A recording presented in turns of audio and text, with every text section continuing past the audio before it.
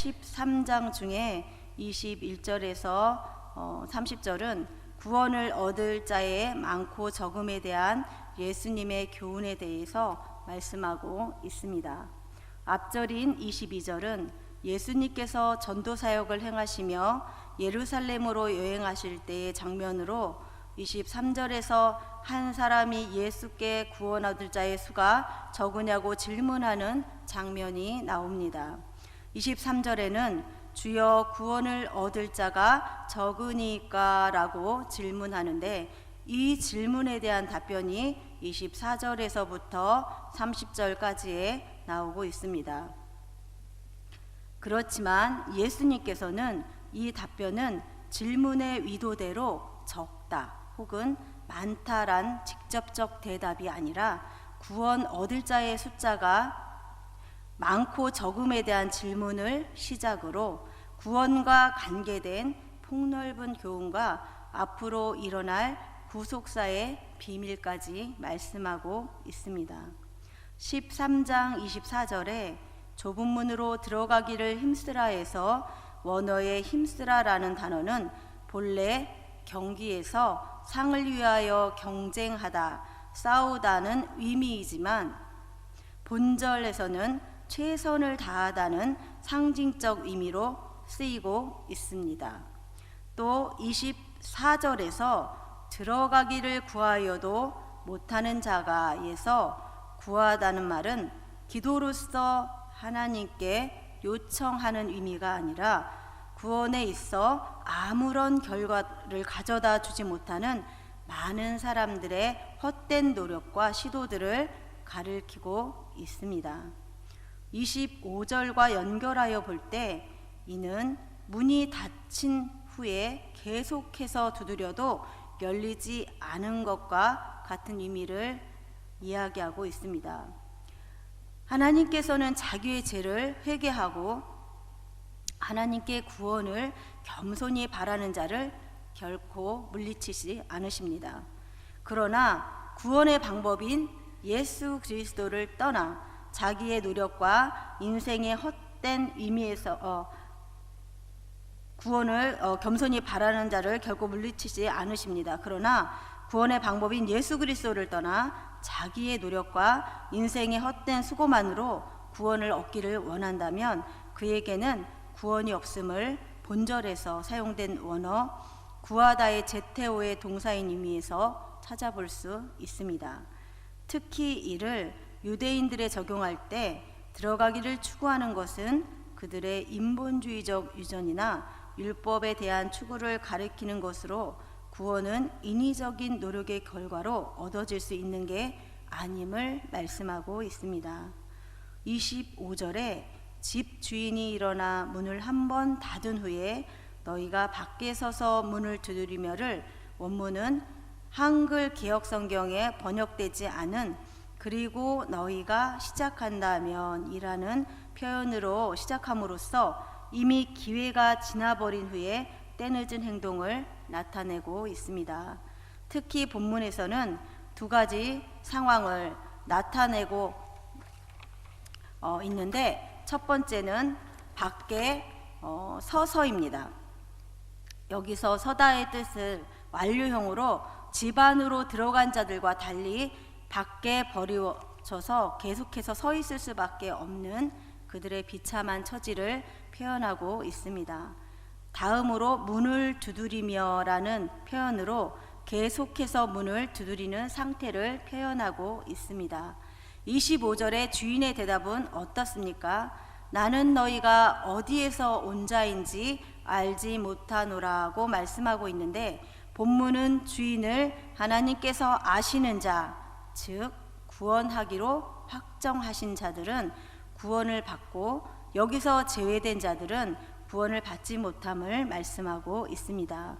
이렇게 대답을 들은 자들은 26절에서 어떻게 이야기하고 있습니까? 26절에 우리가 주 앞에서 먹고 마셨으며 즉 그들은 이전의 주인과 더불어 식탁 교제를 나누고 가르침을 받았다고 말하는데 유대 사회에서 식탁 교제를 나누는 것은 매우 친밀한 관계임을 보여줍니다. 그러나 주인은 이러한 식탁 교제가 의미 없었음을 이야기합니다.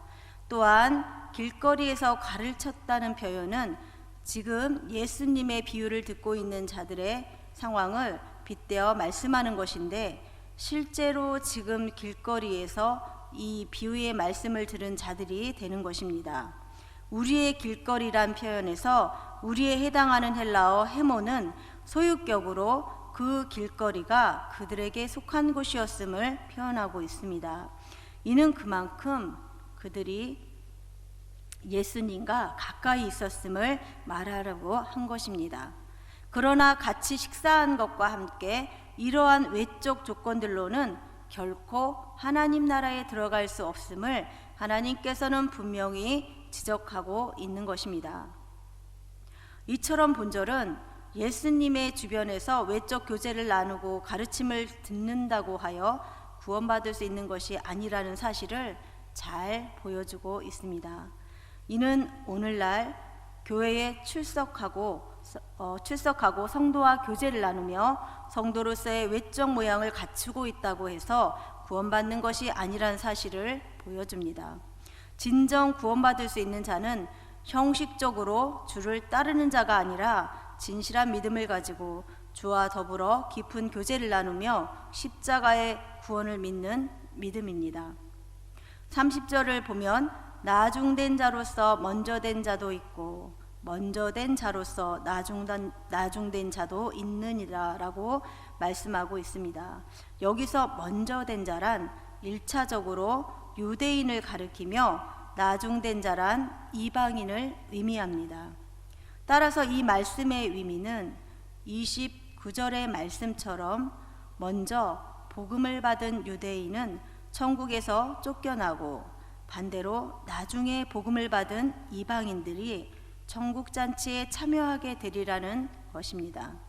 하지만 여기서 우리는 주의할 점은 본절에 내포된 것은 이것이 유대인과 이방인과의 사이에서만 성립되는 것이 아니라 오늘 우리 복음을 받는 신약의 성도들에서도 똑같이 적용되는 말씀인 것입니다. 그렇다면 우리는 우선 은혜에서 먼저 되었던 유대인들이 왜 이처럼 나중된 자로 전락하게 되었는가를 살펴볼 필요가 있습니다. 유대인들은 이 지상에서 가장 먼저 하나님의 은혜를 받은 축복받은 민족이었습니다. 즉 그들은 이 땅에서 유일하게 하나님으로부터 언약을 받은 백성으로 선택된 것입니다. 그런데 이들은 이러한 은혜를 받은 후에 발전하기는커녕 오히려 교만한 자세로 일관하며 타락해가고 말았습니다. 그리하여 그들은 마침내 그리스도마저 십자가에 못 박고 AD 70년 로마에 의해 멸망함으로써 복음의 주도권을 완전히 이방 세계로 넘겨주고 말았습니다. 이렇게 하여 그들은 먼저 된 자로서 나중되는 비극을 맞게 되었던 것입니다. 갈라디아에서 사도 바울은 처음에 복음에서 떨어져 다시 율법으로 돌아간 자들을 향해 성령으로 시작하였다가 육체로 마치겠느냐라고 말씀하고 있습니다. 성도 여러분, 오늘 말씀을 보면 좁은 문으로 들어가라는 말씀과 함께 형식적인 종교 생활로 일관하는 자들은 천국에서 쫓겨나리라고 경고하고 있습니다. 따라서 성도 여러분, 우리는 철저한 자세로 끝까지 주님을 따르고 날마다 십자가를 지고 하나님의 뜻을 행함으로써 좁은 문을 통과하여 천국에 이르는 복된 성도들이 되시기를 예수님의 이름으로 축복합니다. 기도하시겠습니다.